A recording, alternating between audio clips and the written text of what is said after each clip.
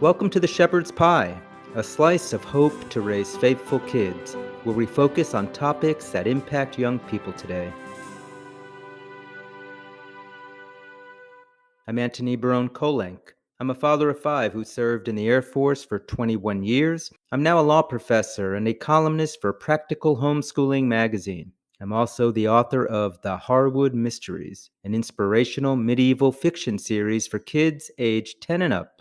Here on the Shepherd's Pie, we want to inform, inspire, and help you to raise happy, healthy, faithful kids, whether you're a parent, a godparent, a youth pastor, anyone. In today's episode, we'll be looking at the pro-life movement and how it impacts young people today. My guest is Clark Forsyth, the senior legal counsel at Americans United for Life, which is a pro-life advocacy group. And in the entertainment review segment of the show, I'll be reviewing the pro-life movie, October Baby.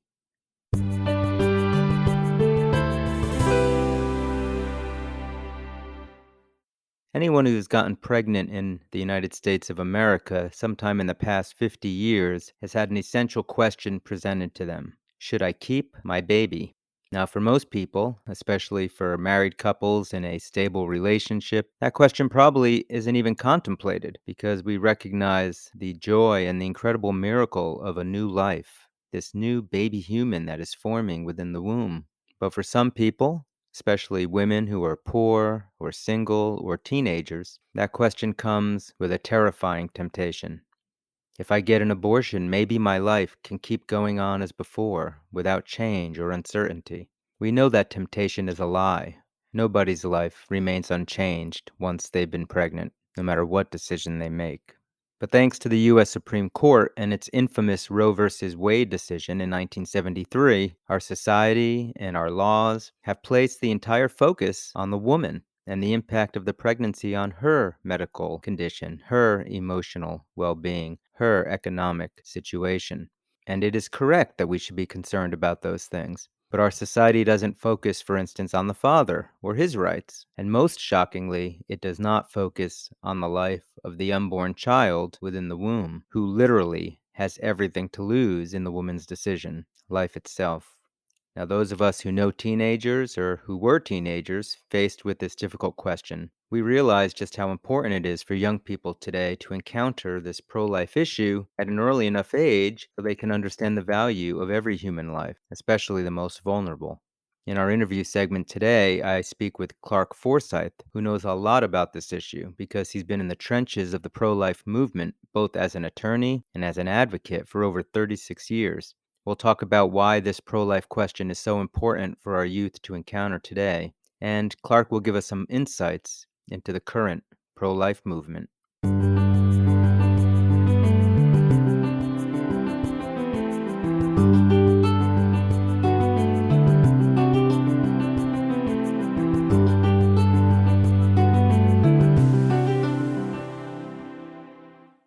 Today I'm with Clark Forsyth, Senior Counsel at Americans United for Life, which is a pro-life law firm and advocacy group based in Washington, D.C., founded in 1971. He's worked there for 36 years. He's also the author of Abuse of Discretion, the inside story of Roe versus Wade, which was favorably reviewed in the Wall Street Journal, the Chicago Tribune, National Review, and other journals. He's been the co-counsel for parties in 3 United States Supreme Court cases. He's also testified before Congress and state legislatures. Clark and his wife, Karen, have been married for 39 years, and they have 5 daughters. Clark, welcome to the show. Thanks, Tony. It's great to be with you. This issue of culture of life, protecting the unborn, is such an important issue. To many, this is the civil rights issue of our day. And I know your organization, Americans United for Life, has been at the forefront of this for a very long time. Could you tell us a little bit about AUL?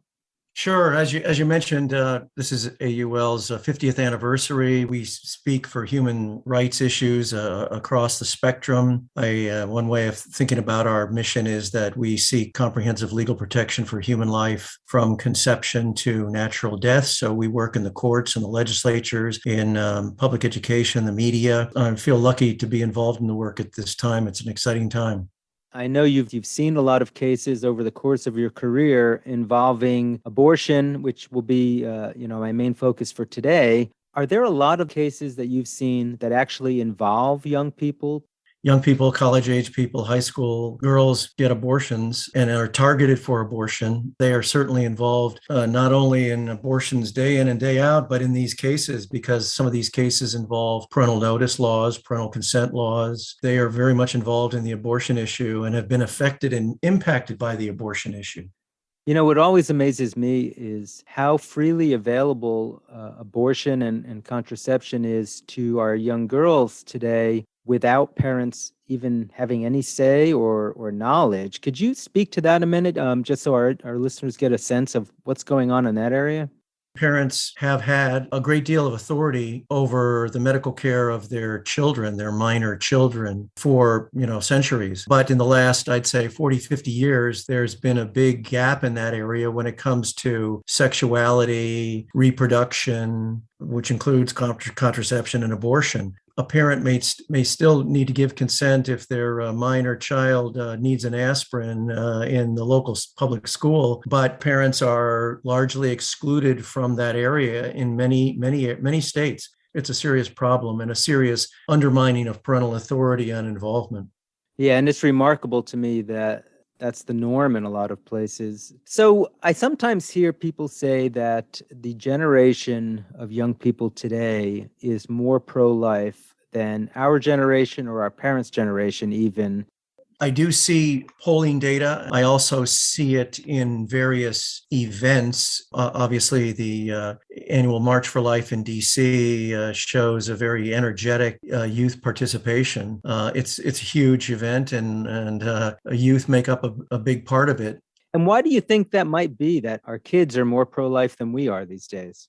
Well, because the baby boomer generation was certainly affected by the sexual revolution of the '60s, and maybe the children or grandchildren of the baby boomers have seen the impact on them, and are asking questions about, is that the kind of family I want? Is that the kind of marriage I want? It really gets down to the question of, what is a culture of life? What kind of a society do we want to have, and what kind of a society do we want to be?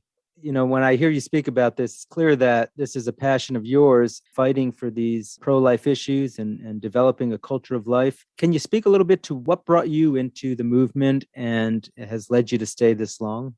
God has called me to this work because it fits my giftedness, my interests, my passions. And when I was growing up, I probably didn't think about the issue much before the 1980 presidential election, when the abortion issue was in an issue in the election. And I was provoked to think about it and wonder about it. After that election, I started law school and quickly learned and realized how badly the court had gone off the rails in the Roe versus Wade decision. And that combination of events and impact on my life really called me to get into the work, and I feel privileged and blessed by it. Yeah, and you mentioned Roe versus Wade. Could you maybe briefly address, why is Roe versus Wade an important case, and why is the court's jurisprudence here something that actually does impact the culture of life in our country? It was a terrible decision, terribly reasoned decision. The seeds of its destruction were there at the outset. The decision has been unsettled and has created a great deal of controversy that continues and, in fact, increases. They said there was a right to abortion in all 50 states for any reason whatsoever, from conception to birth. Because of that decision, because of what the court did, we are one of just 7 nations of 195 around the globe that allow abortion for any reason after 20 weeks. One of 7. China, North Korea, Vietnam, all because of what the court did. And so it made the court the center of abortion politics in the U.S., which has been terrible for the court and terrible for our politics. And we have a legal heritage protecting life from conception, and the court just upended that abruptly and terribly. There are some who, after President Trump put 3 new conservative justices on the Supreme Court, are hoping that the court might overturn Roe. And none of us have a crystal ball on this, but my understanding is there are a few cases that the court is looking at where that very well might be a possibility. Yes. In fact, the most prominent is a case from Mississippi called the Dobbs case, which is scheduled to be argued before the justices on December 1st. And that's just one of almost 40 cases that are in the lower federal courts. I mean, there's a traffic jam of abortion cases heading to the Supreme Court. So the court is going to have the opportunity to hear the abortion issue many times over the next couple of years. I don't know, and there's, as you said, there's no certainty as what the court will do in this case, but we have the best court, the best majority on the court since 1973. And we have all these cases in the lower federal courts, which are heading to the court. And so that gives us really the best conditions we've had in 48 years. I'm cautiously optimistic that the court is going to take some steps toward cutting back on Roe versus Wade, if not overruling it. Bringing this back to our youth, talking about abortion can be extremely controversial, especially if you were to bring it up in a school setting. Obviously, emotions run high on all ends of this issue. So I'm wondering if this is one of those issues that, because it's so controversial, we should avoid talking about with our youth in youth groups and things like that. What are your thoughts on that? Is this an issue that we should avoid? My wife and I have been married for nearly 40 years, and we've raised 5 daughters who are now have families of their own. And we talked about these issues with them throughout their upbringing for many reasons. One is they need to be informed about it, but they also need to know how to talk about it in a winsome way to, share with people and maintain positive relationships while talking about important issues. I mean, that's an important part of being a human being. It's an important part of being a citizen in a free democracy, knowing how to critically think about these issues too, which you don't often get in public schools these days, skills for critical thinking. And why do you think it's so important that our youth are hearing about this issue? I mean, more than they're getting from the mainstream media, at least. From the media, you get mostly negative stories, and you also get mostly political stories. But there are many other dimensions of these issues. The abortion clinic that's 3 miles away from my house, or the pregnancy care center that was after Planned Parenthood established an abortion clinic overnight and just kind of sprung it on the community under cover of darkness. We got together with some other couples and we invited a pregnancy care center to open their doors next to the Planned Parenthood. And that has been had a wonderful impact on the community. So these issues are not distant. They're not in DC. They're right, next door. It's good to be politically informed, but it's also good to just think about acts of sacrifice and service that we can make in our local community, helping churches, helping parishes. That helps to create a culture of life and helps to make culture. I agree with you. And I'm wondering, though, when I look at our nation, if there's one issue that seems to truly divide us, it seems to be this abortion one. And it's frustrating because even in churches like the Catholic Church, where it's very clear that they are against abortion, if you polled the Catholics in America, there's a high percentage, maybe almost half of them, that seem to indicate they at least are somewhat in favor of abortion. So you kind of bring that down to their kids, and now they're sitting in your youth group or sitting in your classroom. How can you present this issue to them in a way that isn't going to immediately turn them off or be too controversial to talk about, do you think? It starts with the tone and how we talk about any particular issue. Questions are good, asking people to think about the different dimensions of things, but also, maybe not starting with talking about the Supreme Court or talking about politics, but talking about helping people in need, helping mothers and their children. Acts of service are disarming to people and will be more attractive to people talking about from that perspective, rather than starting by talking about the most controversial aspects, which is politics and the Supreme Court and legislatures. Many Americans would be attracted to specific acts of service and sacrifice to help women in need and help their children before and after birth. That's a very attractive way to talk about the issue and to actually act on the issue and reach out to people, help people. When I was teaching constitutional law at law schools and talking about the abortion issue. And we would obviously have to teach the Supreme Court's jurisprudence on abortion as part of a standard constitutional law class. And I always struggled with, well, how do I present this material in a way that isn't going to be controversial and rip the class apart, but would be thoughtful? What I used to do was play two videos. I would play sort of the Planned Parenthood shout your abortion commercials that they would put out that, had these women talking about how wonderful it was that they had an abortion. And then I found a clip of an abortion survivor who was giving a talk. Actually, I think it was at Franciscan University of Steubenville. And she has a cerebral palsy, and she was describing her life. And I kind of felt like if people could just put a face on the victims of abortion, it's got to be impactful. I totally agree. Get beyond the politics or perhaps the abstractions and talk about the people involved. But as you know, as lawyers, we do have to talk about legal issues and reasoning, but that can be done within that positive context that you created. Right. So, what might be some tips you might offer to a parent or a teacher in how do we, create a culture of life with our youth, without, lighting the fuse to a controversy? Those personal stories are important, helping to understand that context. I mean, how does someone get involved in an issue like that and then end up before a legislature or end up in a court? The real people are at the heart of these stories, and how they got involved. How did Jane Roe, how did Norma McCorvey come to get involved in a landmark court case, the most kind of controversial ever? That itself is a story about a civic story, a story about how our government works and operates and so forth. But it also is a human story about how Norma got involved. She gave birth to 3 babies, and they've now been interviewed and talked about their lives. So I think the context is important, and coming at it from these many different dimensions, just being able to teach our children how to talk about these issues in a way that's winsome and open to different points of view, and how we deal with different points of view and expecting different points of view. All that is part of maturing as a young person, and being able to be an effective adult within a family or within a community or within a parish or church.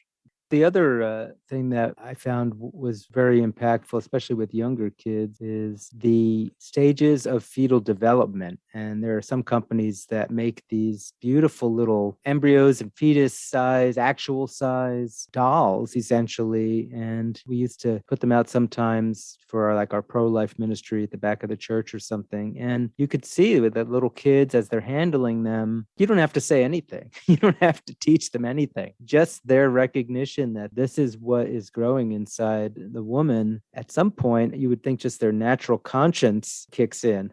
Absolutely. And connected with that is, of course, the phenomenon of ultrasound and the impact it's had. We think about technology and how it impacts our lives, and sometimes we think about how technology negatively impacts our lives. But ultrasound is a marvelous technology that came on the commercial medical market in the U.S. just a couple of years after Roe versus Wade. I think the justices were blindsided by it. They didn't know it was coming on the market. They weren't informed about it. But it's permanently changed public opinion. Certainly that has given Americans more information about fetal development or human or prenatal development than perhaps any previous technology. We all know people who have their little ultrasound picture up on their refrigerator and share it. Now we email it around to family and friends as soon as they get it. It's just had a marvelously positive impact and changed how people think about it.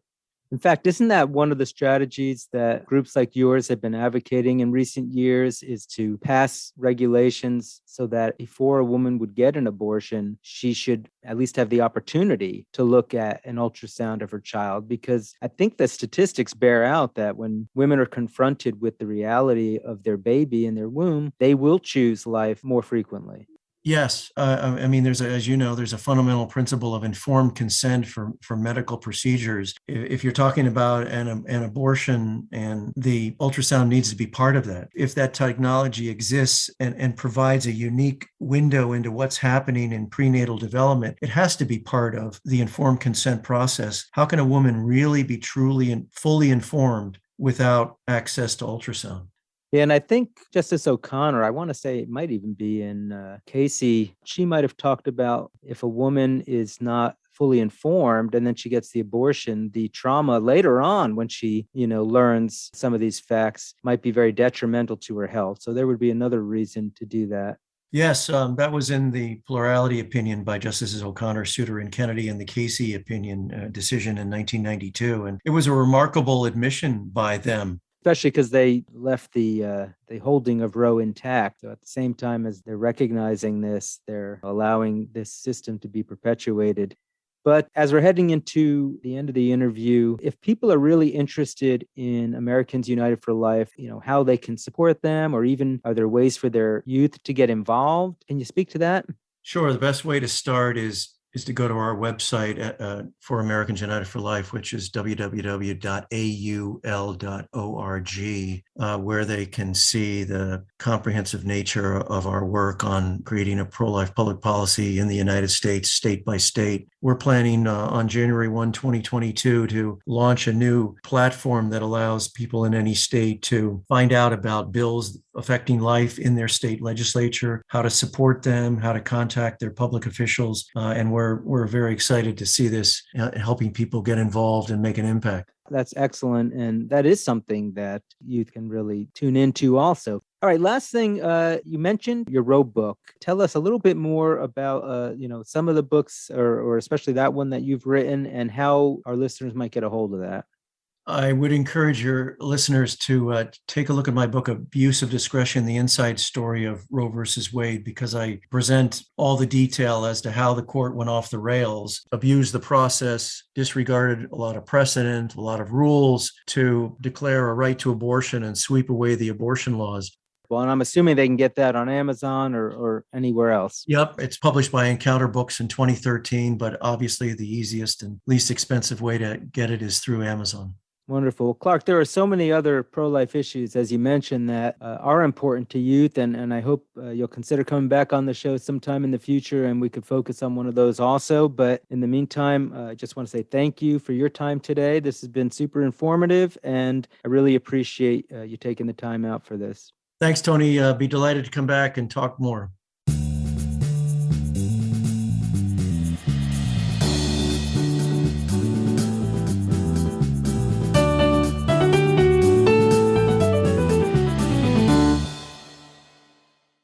In the entertainment review segment today, I review the movie October Baby.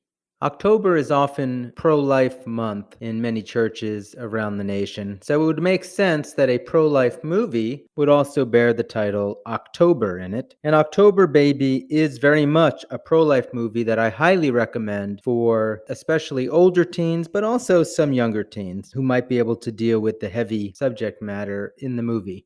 The movie was released in 2011.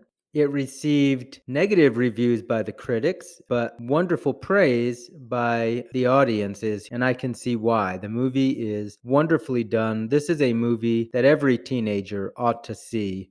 This is not the typical pro-life movie. It doesn't involve a woman getting an abortion. It doesn't involve a woman even getting pregnant. The story is actually about a college freshman. The girl's name is Hannah, and she has some issues. She has epilepsy, she has asthma, she's suffering from depression, and the movie really opens up and you see that her life is a bit of a mess. It gets worse, though, because she learns early on that she was actually adopted, which she had never been told, and that her biological mother had attempted to get an abortion, but the abortion failed. Hannah is actually an abortion survivor. And the movie is really Hannah's journey struggling with the reality that her biological mother did not want her, not to mention the fact that her adopted parents did not tell her that she was adopted. It's a beautiful movie, it's a heartwarming movie, and it's a movie that very sensitively handles a very difficult subject matter. It's not a movie that vilifies mothers who choose abortion. Probably the most poignant scenes in the movie involve Hannah and her biological mother. Beautiful scenes, wonderfully acted by the biological mother. In my interview segment, I discussed with Clark Forsyth a video clip I used to use in my constitutional law class, and I mentioned it was about an abortion survivor, but I didn't mention the woman's name. Her name is Gianna Jessen. Jessen. You can find clips of her speaking. And she was, in fact, born during a saline abortion. And she was a premature baby who survived, who has various health problems, including what she calls the gift of cerebral palsy. And she's a remarkable woman who really is, in all senses, the poster child for the pro-life movement because she is the face of the victim of abortion. Well, I bring this up because the inspiration for October Baby was, in fact, Gianna Jessen and her story, which was seen on YouTube by Christian filmmaker Alex Kendrick. Now, the movie definitely is from a Christian point of view, but it is not heavy-handed. It really portrays a Christian message of forgiveness and of hope and redemption. Now, the critics often do not like movies with a Christian message, and you can be sure they don't like movies with a pro-life message, and I suspect that might be what happened with this movie, because the movie is wonderfully acted, it is wonderfully written, it has some light moments. It really, for a good portion of the movie, is a road trip movie with a bunch of college students. There's a sweet romance between Hannah and another boy who accompanies her on the journey and helps her to find her biological mother.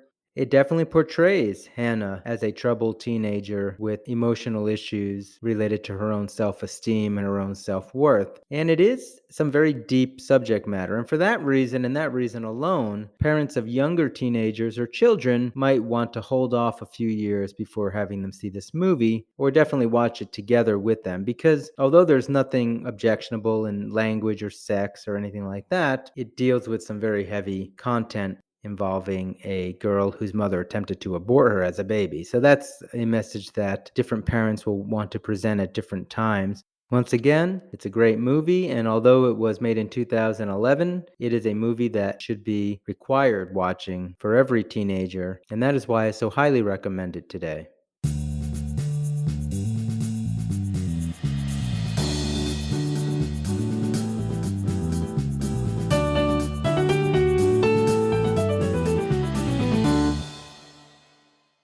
That's all the time we have for the show today. We spoke with Clark Forsyth, the senior legal counsel at Americans United for Life, about the importance of the pro-life question to our young people today. And in the entertainment review segment of the show, I reviewed the amazing pro-life movie, October Baby. Again, this is Anthony Barone Kolenk, and this has been The Shepherd's Pie. If any of you listening today have a question for me or a topic you'd like to have us cover on the show, please drop me a line on my website at antonykolenk.com. That's ANTONYKOLENC.com. Also, if you visit my website, you can learn more about my historical fiction series for kids, The Harwood Mysteries. I'll end as always with my wife's favorite scripture quote from Romans 8:28. We know that all things work for good for those who love God, who are called according to his purpose. May the Lord bless and keep you this week.